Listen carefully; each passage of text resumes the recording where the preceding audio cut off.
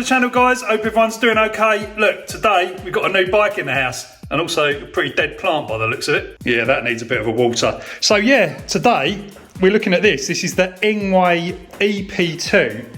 This is a 750 watt fat bike. So it's actually kind of a folding fat bike, I think. But anyway, let's just dive in and see what's inside. Let the fun begin.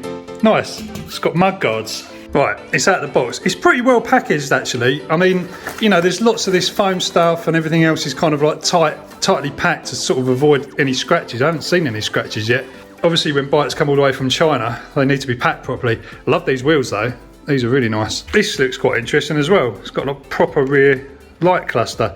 I mean, that fits on the back of this tray here, which I wasn't actually intending on fitting on this bike actually, because I don't know, kind of just like it clean without it, but I don't know how you'd fit that on otherwise.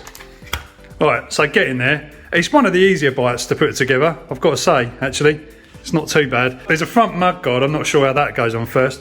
I'm going to get the battery out and get it on charge so it's all done. So normally, guys, the battery's in these sort of bikes. I've seen these sort of bikes before, but the battery is kind of in here. The bike sort of opens up like that. You've got a key down the bottom there, and that kind of just pulls this bar in between so you can actually kind of, you know, lock the battery in and turn the bike on and off. And then you should be able to take the battery out. That's actually tight. So in some of these bikes like this, there is a problem where this battery rattles around a lot. This one feels like they might have actually solved that problem because it is actually quite stiff. Yeah, that is tight in there. They put anything in there to sort of make it, can't really see. So 48 volt battery, normally they're 36 if they're the 250 watt version. So 12.5 amp hour, 614 watt hours. Decent capacity battery. They're saying discharging current 15 amps continuous will handle 60 amp bursts. I reckon there's a good chance this bike should have some beans. There's the charger, safety, intelligent, fast. How fast is it? It's not very fast, 2 amps. It has got a built-in fan, which, you know, not a lot of these have, which is quite good. Hopefully it's not too noisy. Let's get this on charge then. Yeah, you can hear the fan. What a mess. Right, we're getting there. One thing to note is this rear kind of luggage rack thing kind of gives you the impression that it's going to fit on that hole there, but by the time you've sort of done that up, it doesn't actually line up with that at all.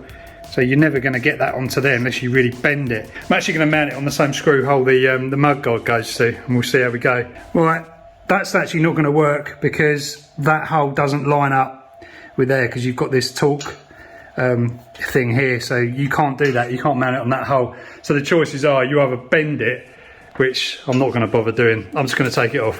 There we go. Love a cable tie. Right, here we go then, guys. Looks pretty cool.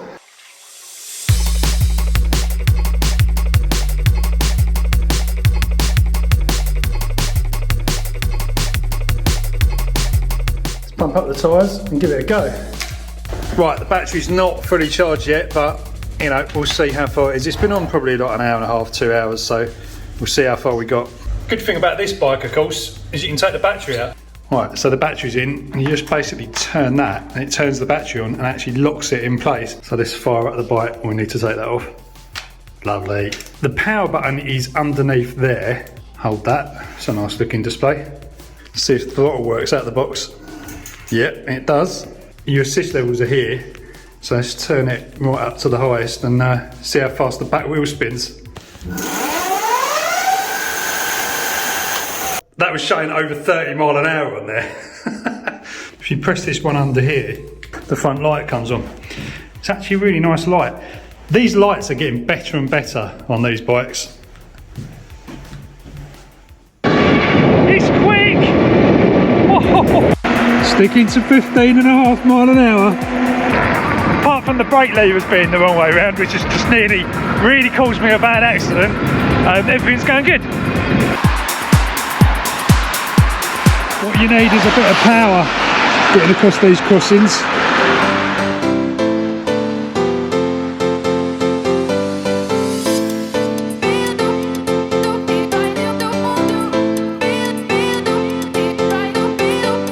God, it's cold. I had to go and get my gloves. Hands were going to fall off. So under hard throttle, the battery gauge doesn't even dip. That is a good sign.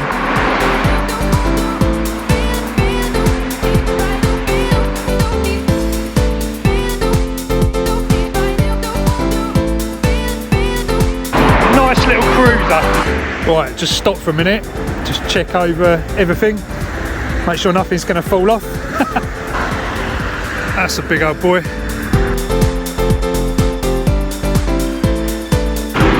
I think this must be a geared motor on this, because look at this, look, this hill.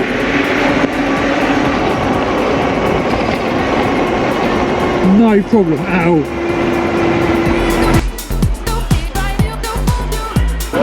Need something warm.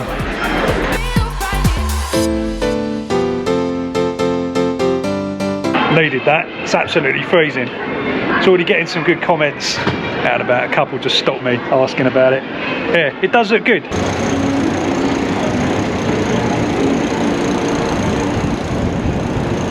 I'm already wondering if you could fit some chopper style handlebars to this. That would be pretty cool.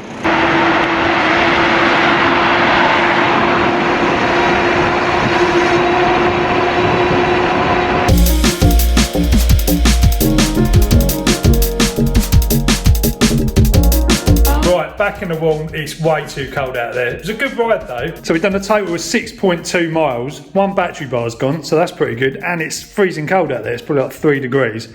So that's pretty good going. So all in all, a nice little bike really. I like the wheels. The wheels are nice. The lighting system's good on this one. You know, you don't usually get a rear light. It's a shame you couldn't fit that luggage rack and put the light on the back, but I actually prefer this bike without that. I think it looks better. From behind, it kind of looks a bit like a cafe racer. You know, if you kind of got a wider saddle maybe for it, it'd kind of look like that. Something bothers me a little bit about the height of this, because I sort of ride lower down, but I think, you know, if you're actually using it and pedaling properly, then, you know, everything kind of, the geometry actually works out kind of fine. But I like to ride them a bit like motorbikes or mopeds, so I kind of have everything a bit lower down. So yeah, all in all, I'm impressed. The fact that it hasn't got rear suspension either, that's not a biggie, because, you know, the fat tyre actually kind of gives you quite a bit of a cushion, and actually it's quite a smooth ride. I didn't really say that in the video because, you know, I actually didn't even notice. Anyway, top speed's pretty good. It does about 30 mile an hour on the flat. Off-road, of course, and the price of this is about 850 quid, so, you know, it's actually, I mean, you're getting a lot of bike for 850 quid. Most of the people that stop me ask how much it is and say, well, what is it, like 1,000, 1,500? You know, that is kind of like the ballpark figure that everyone thinks an e-bike should cost. So the fact that these are sort of coming down now is really good. Anyway, guys, hope you've enjoyed this one. Leave me a comment if you want to see this modded. I've got a feeling I want to do something to it.